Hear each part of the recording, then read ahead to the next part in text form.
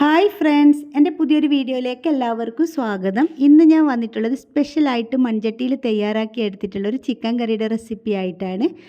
അപ്പോൾ നമുക്ക് വീഡിയോയിലേക്ക് പോകാം. അപ്പോൾ അതിന് മുന്നായിട്ട് എൻ്റെ വീഡിയോ നിങ്ങൾ ആദ്യമായിട്ടാണ് കാണുന്നതെങ്കിൽ പ്ലീസ് ഒന്ന് സബ്സ്ക്രൈബ് ചെയ്ത് സപ്പോർട്ട് ചെയ്യണം കേട്ടോ. അതുപോലെ നിങ്ങൾക്ക് വീഡിയോ കണ്ടുകൊണ്ടിരിക്കുന്ന സമയത്ത് ഇഷ്ടമാവുകയെന്നുണ്ടെങ്കിൽ ലൈക്ക് ചെയ്യാനും മറക്കരുത്.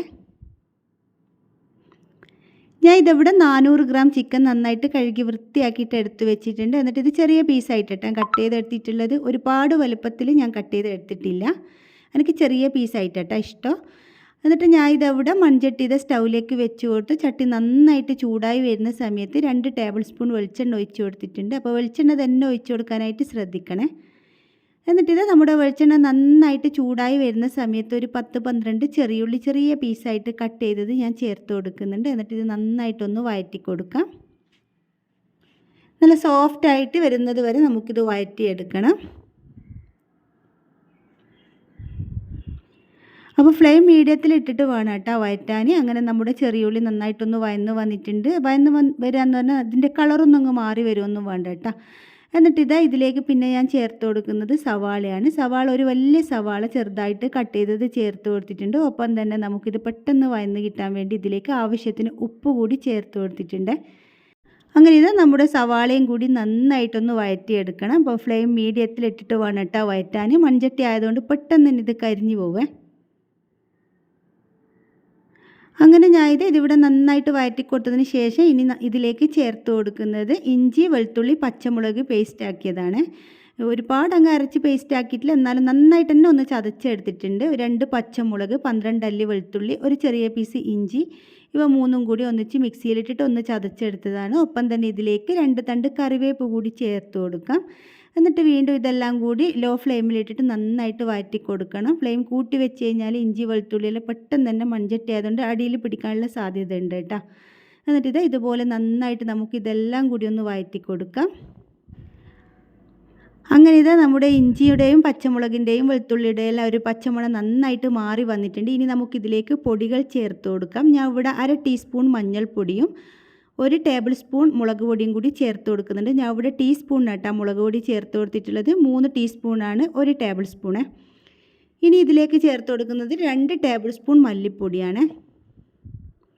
പിന്നെ 1/2 ടീസ്പൂൺ കുരുമുളക് പൊടിയും 1 ടീസ്പൂൺ ചിക്കൻ മസാല പൊടിയും കൂടി ചേർത്ത് കൊടുത്തിട്ട് ഈ ഒരു പൊടികളെല്ലാം ലോ ഫ്ലെയിമിലിട്ടിട്ട് നന്നായിട്ട് നമുക്കൊന്ന് വഴറ്റിയെടുക്കാം. അങ്ങനെ നമ്മുടെ പൊടികളെല്ലാം ഇവിടെ നല്ലതുപോലെ തന്നെ വഴറ്റിയെടുത്തിട്ടുണ്ട്. ഇനി ഇതിലേക്ക് നമുക്ക് തക്കാളി ചേർത്ത് കൊടുക്കാം. ഞാൻ ഇവിടെ ഒരു വലിയ തക്കാളി ചെറിയ പീസായിട്ട് കട്ട് ചെയ്തത് ചേർത്ത് കൊടുക്കുന്നുണ്ട്. എന്നിട്ട് തക്കാളിയും കൂടി നന്നായിട്ടൊന്ന് വഴറ്റി കൊടുക്കാം. അപ്പോൾ തക്കാളി കൂടി ചേർത്ത് കൊടുത്തിട്ട് നന്നായിട്ട് അവിടെ വഴറ്റി കൊടുത്തിട്ടുണ്ട്. അപ്പോൾ വെളിച്ചെണ്ണ തീരെ കുറവേനു കേട്ടോ. എന്നിട്ട് ഞാൻ ഇതിവിടെ 1 ടേബിൾ സ്പൂൺ വെളിച്ചെണ്ണയും കൂടി ഒഴിച്ചു കൊടുക്കുന്നുണ്ട്. എന്നിട്ട് ഇതെല്ലാം കൂടി വീണ്ടും നന്നായിട്ടൊന്ന് ഒരു 2 മിനിറ്റ് ലോ ഫ്ലെയിമിലിട്ടിട്ട് വഴറ്റിയെടുക്കുന്നുണ്ട്. ഇനി നമുക്കിതിലേക്ക് ചിക്കൻ ചേർത്ത് കൊടുക്കാം.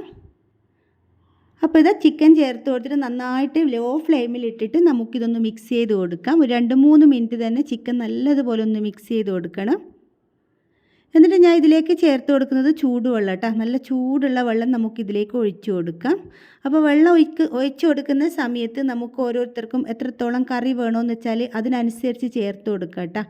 അപ്പോൾ ചിക്കൻ നന്നായിട്ട് വെന്ത് കിട്ടാനുള്ള വെള്ളം ഒഴിച്ചു കൊടുക്കണം. മൺചട്ടി ആയതുകൊണ്ട് പെട്ടെന്ന് തന്നെ ഇതിലുള്ള വെള്ളം ഒന്ന് വറ്റിപ്പോകും. അതുകൊണ്ട് അത്യാവശ്യം വെള്ളം ഒഴിച്ചിട്ട് തന്നെ ഇത് നമുക്ക് വേവിച്ചെടുക്കാം. അപ്പോൾ ഇതിൽ ഉപ്പ് കൂടി ചേർത്ത് കൊടുത്തിട്ട് നന്നായിട്ടൊന്ന് മിക്സ് ചെയ്തിട്ട് ഇത് ഞാൻ മൂടി വെച്ചിട്ട് വേവിച്ചെടുക്കുകയാണ്. അപ്പോൾ ഇടയ്ക്കെല്ലാം തുറന്നിട്ട് ഇളക്കി കൊടുക്കുന്നുണ്ട്. ഇപ്പോൾ ഞാൻ ഇടയ്ക്കൊരു 3-4 മിനിറ്റ് കഴിഞ്ഞപ്പോൾ തുറന്നിട്ട് ഇളക്കി കൊടുക്കുന്നുണ്ട്. നമ്മുടെ കറി നന്നായിട്ട് തിളക്കുന്നുണ്ട് കേട്ടോ. അപ്പോൾ ഇതിവിടെ നന്നായിട്ട് ഞാൻ മിക്സ് ചെയ്ത് കൊടുത്തതിന് ശേഷം ഇതിവിടെ മൂടി വെച്ചിട്ട് വീണ്ടും തിളപ്പിച്ചെടുക്കുകയാണ്. അപ്പോൾ മൊത്തത്തിൽ ഒരു 7 മിനിറ്റ് ഞാൻ ഇവിടെ ഇത് തിളപ്പിച്ചെടുക്കുന്നുണ്ട്.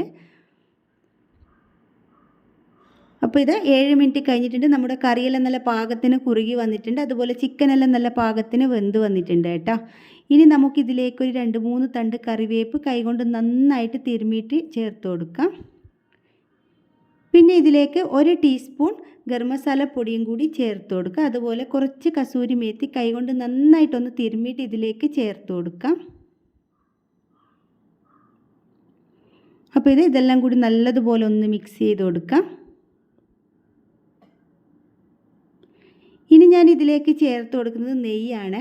2 ടീസ്പൂൺ നെയ്യ് ചേർത്ത് കൊടുക്കുന്നുണ്ട്. പക്ഷേ ഇവിടെ 1 ടീസ്പൂൺ ചേർത്ത് കൊടുക്കുന്നതേ കാണിക്കുന്നുള്ളൂ. ഇനി ഞാൻ ഇതിലേക്ക് 1 കപ്പ് തേങ്ങാപ്പാൽ ചേർത്ത് കൊടുക്കുന്നുണ്ട്. നല്ല കട്ടിയുള്ള തേങ്ങാപ്പാൽ കേട്ടോ ചേർത്ത് കൊടുക്കുന്നത്. എന്നിട്ട് ഇത് അപ്പം തന്നെ ഫ്ലെയിം ഓഫ് ചെയ്യുന്നുണ്ട്. തേങ്ങാപ്പാൽ ചേർത്ത് കൊടുത്താൽ പിന്നെ ഇത് ഒട്ടും തിളക്കാൻ പാടില്ല. തേങ്ങാപ്പാൽ ഒന്നുകിൽ നിങ്ങൾ ഫ്ലെയിം ഓഫ് ചെയ്ത് ഉടനെ ചേർത്ത് കൊടുക്കുക, അതല്ലെങ്കിൽ തേങ്ങാപ്പാൽ ചേർത്ത് കൊടുത്താൽ അപ്പം തന്നെ ഫ്ലെയിം ഓഫ് ചെയ്യുക കേട്ടോ. അപ്പം ഞാൻ ഇതിവിടെ ഒരു പ്ലേറ്റിലേക്ക് മാറ്റി കൊടുക്കുകയാണ്. നല്ല അടിപൊളി ടേസ്റ്റുള്ളൊരു ചിക്കൻ കറിയാണിത്. അപ്പോൾ എനിക്ക് ഈ ഒരു കറി പത്തിരിയുടെ കൂടെ കഴിക്കാനായിട്ടാണ് ഇഷ്ടം. പത്തിരിയുടെ കൂടെ കഴിക്കുക, അതുപോലെ അപ്പത്തിൻ്റെ കൂടെയെല്ലാം ഏറ്റവും കൂടുതൽ ടേസ്റ്റായിട്ട് തോന്നിയിട്ടുള്ളത്. എല്ലാറ്റിൻ്റെ കൂടെയും പൊളിയാണ്, പക്ഷേ ഇതിൻ്റെ കൂടെയൊക്കെയാണ് നല്ല അടിപൊളി ടേസ്റ്റായിട്ട് തോന്നിയിട്ടുള്ളത്. അപ്പോൾ നിങ്ങൾക്ക് എല്ലാവർക്കും വീഡിയോ ഇഷ്ടമായിട്ടുണ്ടാവുമെന്ന് വിചാരിക്കുന്നു. ഇഷ്ടപ്പെട്ടിട്ടുണ്ടെങ്കിൽ നിങ്ങൾ ലൈക്ക് ചെയ്യാനും ഷെയർ ചെയ്യാനും സബ്സ്ക്രൈബ് ചെയ്യാനും ഒന്നും മറന്നു പോകരുത്. അപ്പോൾ പുതിയൊരു വീഡിയോ ആയിട്ട് വീണ്ടും കാണാം.